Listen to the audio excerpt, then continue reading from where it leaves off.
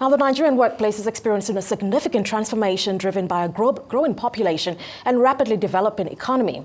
As the work evolution continues, there remains a dearth of comprehensive research delving into the unique challenges of the Nigerian work environment.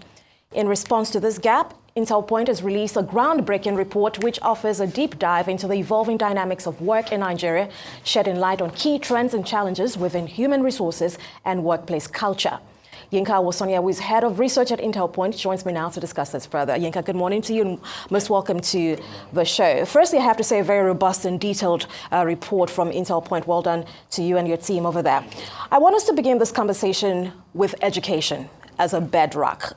From what you've seen so far, what are your findings? Do you find that there's a greater preference for private institutions as opposed to public ones? It's more of there are more private institutions than public, not the preference. So the preference at the end of the day, you have more students going into public than private, despite the fact that more than 54% thereabout of universities in the country are privately owned. But then you still have more students going towards public institutions because of the cost than the private part. So it's a function of the number of numbers of how much control that private institutions have in the education sector, especially the higher institution. Right. Okay, but let's now talk about the quality of the educational system comparatively. Public, private. What are your findings? Public, private. So we did not look into the difference between public and private. So the only thing we just look at it because looking at the quality, so there are a lot of factors to consider to say, okay, yes, is private better than public. So we only look at the numbers and how much they are producing as well. And then, of course, private are not doing as much as, in spite of the numbers that they have, the number of institutions, they are still not doing as much as what public are putting out. In terms of what? In terms of outputs. Oh, I see. All right. I mean, we've seen a decline in, if we look, for instance, at the JAMB results in previous years. Yes. What is this indicative of? Okay, so it's surprising because WAEC, the number of people that are writing WAEC, so there is a dip, but then the dip is not that much. So the dip is just about 200,000 thereabouts. But for JAMB, so in 2020, about 1.9 million people registered for that, but then it dropped all the way to like 1.6, so like about 300,000 drop in the number of people registering for JAMB. So it means, okay, yes, people are finishing O-level, but then getting into getting degree, it's really not the case for most people. 300,000. That is a staggering number. In a space of 4 years, which is really alarming. As last year, it was around 1.6 million. Wow, that really is alarming. Now let's look at study career choices now. So you find situations where many professionals, there is not a correlation between what they studied and what they are doing. In what ways are students being prepared for this likely eventuality? Okay, so over the years, so we've had beyond formal institutions now. So you have online courses as well as startups that are preparing people for the workspace. So it goes beyond what you get in your degree now. You finish your degree and you can just go ahead and do another course online or even in person, and that takes you away from what you have in school. So more than half of people that we interview, only about 54 thereabout are actually practicing what they studied in school. So just study something else and then you go out and you're practicing something. So what's the bigger message here? What does this tell us?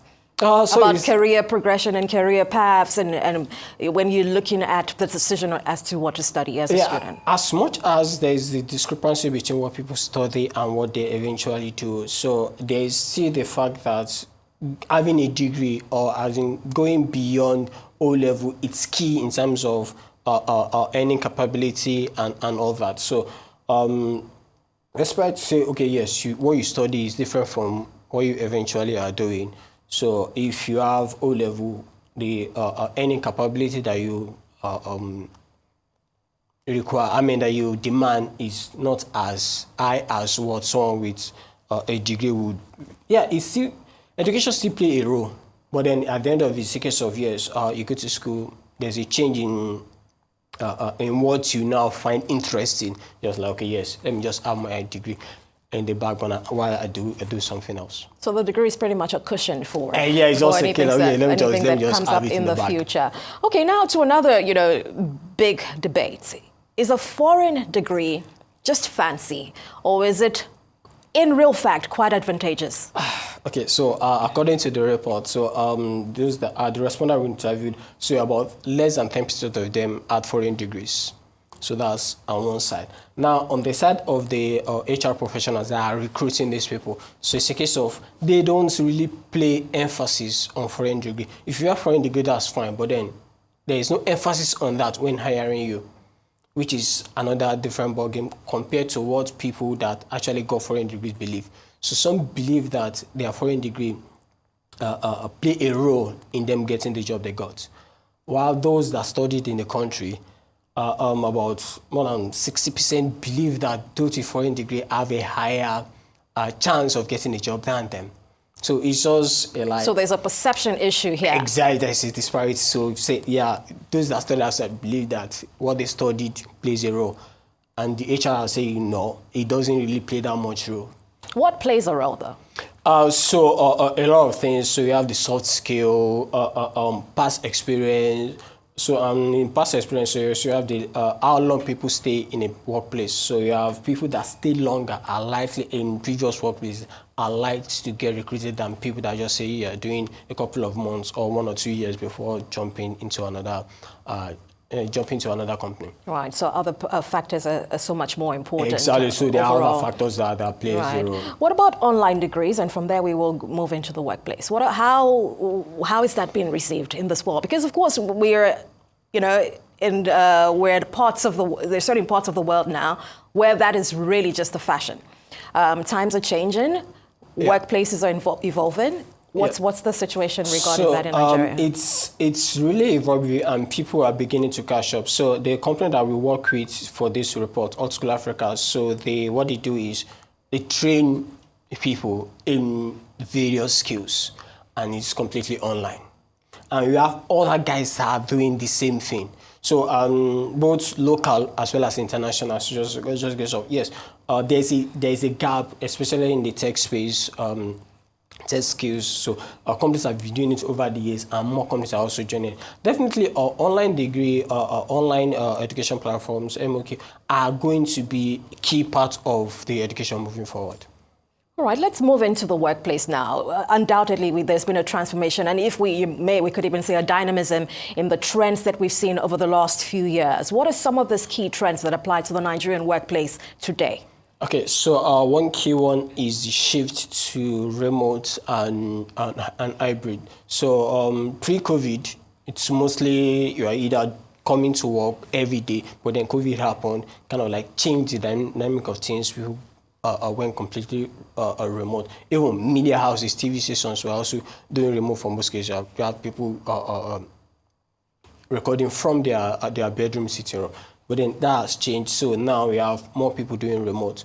So, but then in Nigeria, it's still not there yet. So we have about more than half thereabouts still doing on-site because of the types of skill, the type of job that are required. So take banking, for instance. So you really can't say banking should be remote, especially in a country like Nigeria, where, yes, you have some figures for smartphone penetration, but then it's still not there.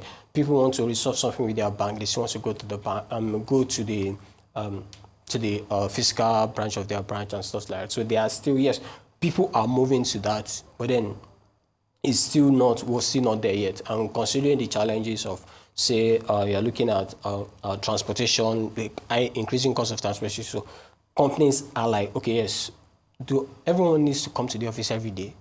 If it's not necessary, if you can work from your house and you still be productive, definitely. So you have that changes that happen. So remote work is pretty much sector specific. I mean, if you work in a hospital, for instance, you can't work from home, is it? Yeah, if you work in a hospital, you can depending on what your job is. If you're not a physician, consultancy, exactly. If you're consultancy, definitely you can work with me. You have HMOs that are offering remote consultancy. Yeah. So depending on what your role is within your organization. Exactly. When we look at job mobility, so of course, I know people who spent like 3 decades at one organization. And of course, that's also a bit tilted towards a certain generation. So of course, if you look at Gen Zs, you look at millennials, they spend a year max at a job and they've moved on to something else. What is influencing this trend? Okay, so from the reports, we notice that the older people get, the longer they are likely to stay with the company. But then, please say that again? The older people get, the longer they are likely to stay with the same company. So you have people less than 30 doing less than 3 years before they bounce. And then you have the older guys, 40, 50, they are staying as high as 10, 20, 30 years with the same company. So there's that. So, and then, there is a theory that the more you move, the higher you are likely to get up the hierarchy.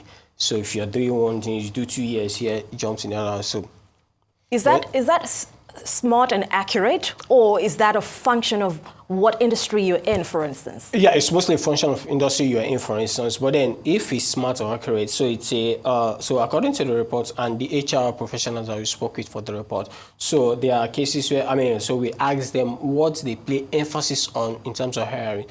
For them is the how long people, the duration of people in their previous work will play a role. So if you have 2 CVs and they have the same experience, an HR person is likely to go for someone that has stayed long with previous companies than someone that just do 1 or 2 years and like that. So definitely, is this smart? I don't think so, but it plays a role when you're saying you are going into the job market again. Right. Another reason, a number of people do that in terms of just getting that mobility going a number of years is also remuneration, which is a conversation we can't have this conversation without talking about that. We know it plays a big role. Yeah. If we look at the industries across the country right now, what industries are topping the scales with remuneration? In terms of remuneration, so you have financial service, for instance, that's your banking, insurance, and all of that, and then you have services. So those are like the 2 ones that are really paying. So you have people in those